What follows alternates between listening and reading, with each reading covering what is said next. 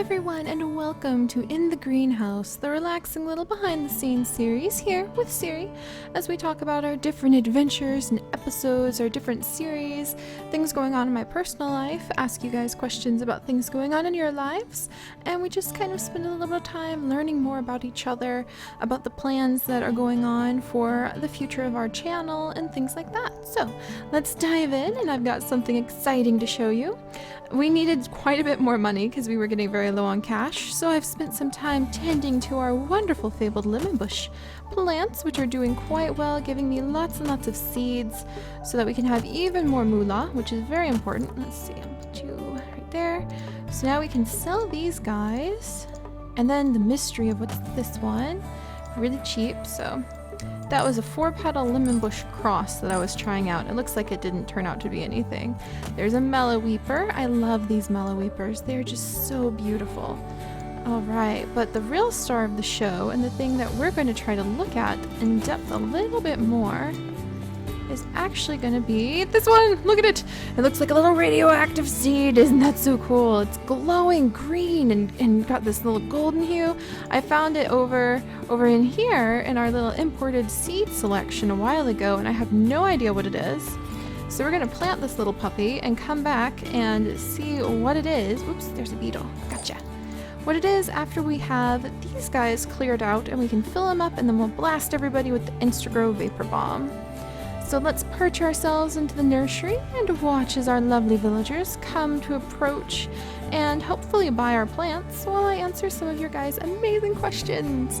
And by the way, thank you so much everyone for the amazing support that you have given over the last few weeks, all the time, but especially the last week or so when I was so nervous to unveil the Patreon and the Etsy shop and the support page. But there's been a lot of wonderful support, and it's actually been exactly what I hoped it would be, which is another way that our community can come together to help each other grow and thrive. And everything is going really well. If I can keep everything at the pace it's going at, then I'm very optimistic in having the server set up by December is my goal, like my late term goal. If I can get it done faster, that would be amazing. So now here's a question for you guys. Any of you who might be interested in participating in the Minecraft public server, what I'm planning on doing is making a little form and a little wiki and making them linked up on our website. I might tweak and redesign the website a little bit, but that's very ambitious. I kind of like the layout, even though it's simple, because it reminds me of real zoos. So I'm going to try to jazz it up a little bit, though, to make it interesting and fun. But the reason we'd have a forum is so that we would have a centralized place where people could read the rules for the server. They could communicate with each other in an environment that we can kind of keep an eye on, because we want to build this community, but I definitely want to make sure that everyone's safe and everyone follows some basic guidelines, just to keep everyone fit, happy, and healthy, you know? But I'm at the point now where I'm trying to figure out about how many people should we have slots for. I'm looking at a plan, and actually with Nitro servers, the ones that we're with Sue Crafting, because I have had nothing but good service from them, never any lag, and they've been wonderful to work with. So I think we'll work with them, but I'm looking at some plans, and there's different slot numbers that you can assign to have people whitelisted. And so I'm trying to figure out, should we be in the up to 70 slot range, the up to 300 slot range, go really ambitious and get a community server. And I think we might start small, and if people have trouble getting on because there's just so many people who want on, then we'll see if we can upgrade, because you can upgrade anytime with them. Another factor might be having enough memory space too, because we need lots and lots of room if we're going to use the mods that I want to use. And that's the other question I have for you guys. What mods, if you're interested in the community server, would you want to see? I kind of think that because of the kind of community we are, based around animals and the natural world, exploration, building habitats, community projects, things like carpenter's blocks, chisel, mow creatures, plant mega pack, like Pam's harvest craft, those are all given to me that they would be in there. I'm going back and forth. I think that definitely Mine Factory Reloaded with the safari nets would be very important, the backpack mod. But I'm trying to think of anything else that you guys might be interested in. Any other mods that you guys think would definitely make the world come alive, because we have to be careful not to add too many. It would just be very difficult. It would chew up a lot of our server memory, and it would be harder for a lot of people. I want to try to keep it as accessible as possible to a broad audience, but I still want to make sure that the core mods of what makes it zoo crafting are present so that we can enjoy it. Like Biomes XL, like Biomes Aplenty, those go without saying, they would have to be in there to me. But I wanted to ask you guys, because this is supposed to be for the community. So there's the community question of the day. Also, I think we have a dead leaf on this thing, or else the people would have already bought it by now. Where's the dead leaf? Is it hiding? Are you back here? I'm gonna find you, you little dead leaf. No, maybe not. Alright, well, let's lower the price a little bit, because I want to get moving and grooving on these plants. Whew! But alright, so there's the community question, and I am just going to dive into the middle of the pile of amazing greenhouse questions you guys have left. And what do I think of ligers by Skyback Rider? I think that ligers are an interesting phenomena. I wouldn't advocate constantly breeding them. For people who don't know what ligers are, they are crossbreeds between lions and tigers. I think they are often infertile, and they have health issues, if I recall correctly. So they're sort of a genetic accident. They aren't a viable species unto themselves as a crossbreed between tigers and lions. I know that tigers and lions do not normally get along at all, well, whatsoever, by any stretch of the imagination. So I think it's also very risky to put two adult, like big cats from different cat species together like that, because usually they kill each other. So I definitely wouldn't advocate it, but I do think that it's an interesting genetic phenomena that can occur, and that it's worthy of some amount of study, just because it could open up a lot of avenues of research and questioning, but never at the risk or the welfare of the animals, of course. So, but I think they're very beautiful too. Let's see. And then, if you could only choose to see one animal, what would it be? From Tom. If I could only choose to see one animal. Oh my goodness, that's so hard. Just one animal out of the entire world. Like, the first ones that come to mind would be the kakapo in New Zealand, because it's just a classic, amazing flightless bird, and I've read intensely about its history and how basically the saving of its species was a one-man show.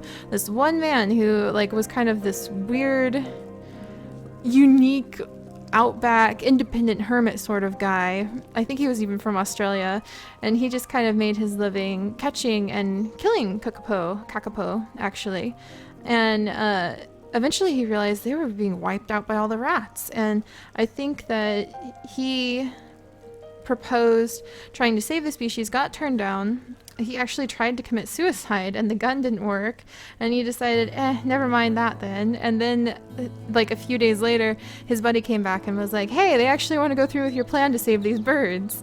And that was how the guy got the gumption he needed to start collecting them. And they would move breeding populations of kakapos to different small islands around New Zealand, and the rats would swim. And it wasn't just the rats. There's, I think, a marmoset species, another small rodent-like species mammal that eats birds, and it would swim the gap between the islands and pursue the birds. And so that's why there's so few birds left. They were just being eaten left and right.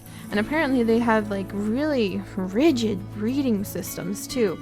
There has to be a certain tree, I can't remember the name of the fruit tree, but it's a certain particular type of fruit tree that only when that fruit tree has an overabundant amount of fruit on it, depending on the weather for that year, and it only happens, I think, every 2 to 4 years or so, depending on the weather cycles, is when the kakapo will go, okay, let's have babies. And they only have a couple babies at a time.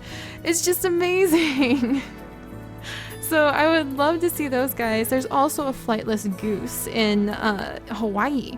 The nene? I think it's the nene.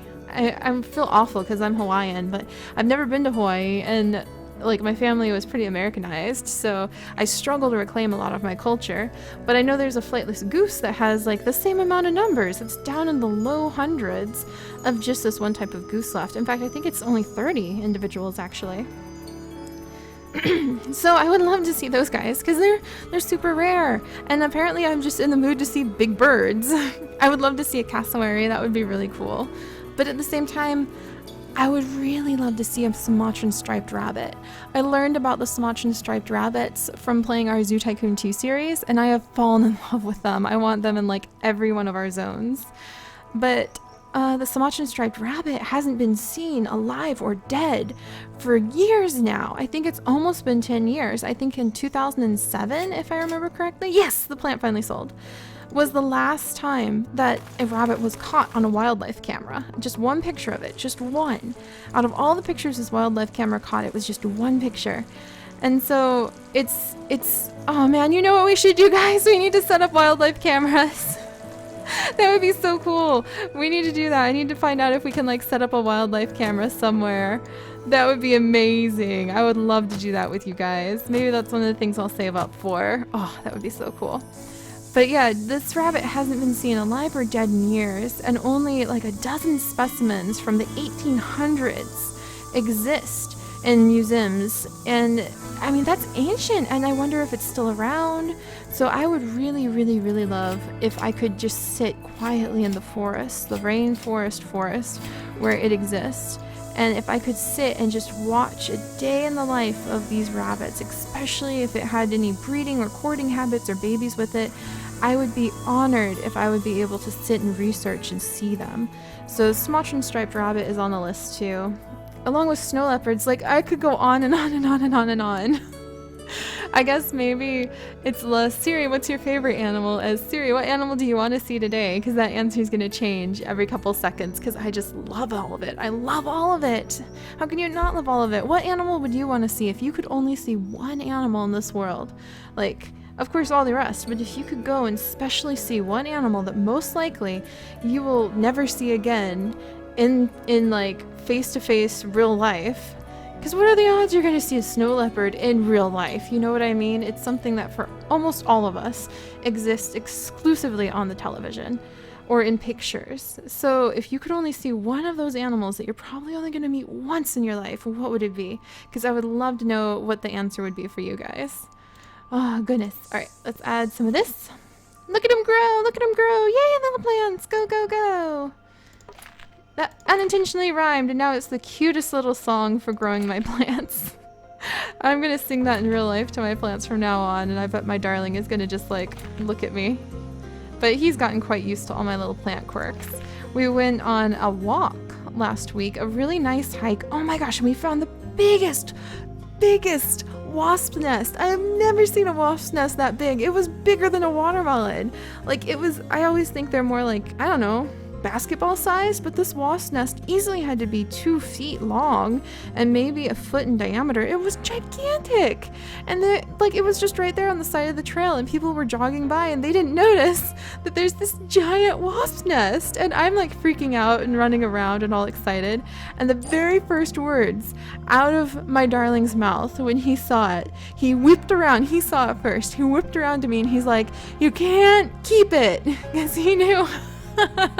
I'm always collecting specimens when we go on our walk. Never anything that could damage the environment, but like a stick. I had a stick and I had some seed pods and I had some rocks in my hands, like as we're walking down the trail, and I dropped all of them and like dug out my camera, and it was dying because I had taken so many pictures of all the different plants. I put a lot of those pictures on Instagram in case you guys ever want to see what I see on my hikes. I put a ton of like nature pictures on Instagram of what I see, but I dug out my camera because I was so excited, and I recorded it until my camera died, so hopefully that'll be an upcoming vlog. But yeah, he was so funny. He's like, "You can't keep it," because he knew I would want to. It would make a really cool specimen.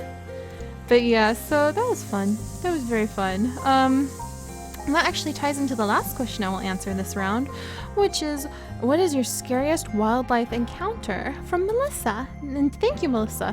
Honestly, I haven't really ever felt in danger in the wild. The scariest moments of my life have been in cars when I'm watching as a car wreck is happening in front of me with me being in the car. Like, those are the scariest moments of my life. But as far as animals go, I've never really felt the terror that when your life is actually in danger because of car wrecks, you feel a undescribable deep pit terror that really compares to nothing else. And I've never felt that afraid ever when it comes to wildlife. I think the only thing that can even come close and maybe compare to that, all right, little plants, grow, grow, grow, would be, wow, I might have done the little, I might have been a little bit thick with the plant growth formula there. But yeah, the only thing I could think to compare that to would be like when I run across snakes that you don't want to run across. Like when I thought that I had almost walked on a baby copperhead, that was pretty exciting. But it was more like, whoa, watch out there. And I tend to have a very wonderfully built-in reaction system to those kinds of things where I realize what's going on. There's, you know, like, oh, that's a copperhead. You really don't want to get bit by those. You'll die. And by the time I see the snake, basically it works like this. I'm on a trail. I'm walking, having a good time. There's mushrooms, taking pictures of the mushrooms, listening to the birds, looking at all the plants. Turn and your eyes see the copperhead. And then all of a sudden, without even knowing what's happening, I'm already halfway back down the mountain. I'm already halfway back down the trail. And as I'm realizing that I'm running, I'm going, oh, I think that was a snake. Oh, I think that was a copperhead. So I'm already gone. And I think that's a great trait to have as a biologist. The same thing happened when the skunk that was in a skunk vlog I put up a while ago showed up on our front door. Wow, this is the most beautiful plant. Oh my gosh. Okay, I'm going to propagate that puppy and set it to sell really high. There we go. But yeah, sorry about that. Just this plant finally bloomed and I'm kind of blown away by it. It's gorgeous. But yeah, when the skunk showed up on our front door, I kind of reacted by being halfway across the parking lot, and as I'm halfway across the parking lot with my legs running under me, I'm realizing that's a skunk. So I think that's an excellent built-in immediate reaction, get yourself to safety habit that I love that I have as someone who wants to pursue biology on all levels through the rest of my life, because it means that when I do run into things in the wildlife, I never really feel like it's a dangerous encounter because I skedaddle before I even realize it's an encounter. And as I'm running, I realize, oh, hey, good, that was something dangerous and I moved. So I really appreciate that I just seem to have that built-in instinct to move before I even realize what I'm looking at. Some other part of my brain realizes bear before the rest of me does, and I'm already gone. So it works. It's very useful to have. Definitely very useful to have. But yeah, you guys, I hope you're having a wonderful day. It is beautiful here. I'm just so excited to be able to sit down and work on some amazing surprises for you upcoming in Zudasia. It's going to be amazing. I'm very excited. The support from our community, like that people have been adopting our mushrooms, buying the diamond blocks. I'm trying to make some more things to put in the Etsy shop to give more variety, more options in case you're so inclined to buy something, because it really does help. I'm excited because I'm able to pay off some bills that really needed paid off, and I'm putting money aside now to save up. Like, I opened a PO box with money that was given to us by the community because it was something the community had asked for, so now we have our PO box. I'm working on putting money aside now very consistently so that we can have our server. I want to pay down at least like 6 months at least for the server. I want to make sure that we're covered, we don't have to stress about money too much, and it'll let us focus on things like community events and other things, so that'll be really fun. And I want to spend a little bit on getting a webcam set up in my finch's cage so that you guys can watch Finch Cam if you want to. You can see what the juveniles are up to. Or we could put a night cam inside of Ossii and Persimmon's nest, and we can kind of keep an eye on what they're up to. Oh, and I guess you guys haven't seen the vlog yet. I need to put that together too. I've been recording Ossii and Persimmon making their nest inside of their new nest box, because it is that time of year for my Golgian finches, and they will be having their babies soon. I hope. Maybe. Laying their eggs. We'll have to see. But I'm going to take care of all of these amazing plants. Oh no! It has a bug infestation. Where's my bug zappers? Alright, come here. Get out of there, little bugs. And I will get back to work on the awesome things coming up for you guys and talk to you soon. As always, if you have any questions, comments, especially about what kind of mods you want in the server, just what kind of interesting animal you would like to see, please leave them in the comments below and grow our community and just welcome you guys. I hope you feel accepted. I hope you feel excited. I hope you feel curious. And I will talk with you guys soon. Bye-bye.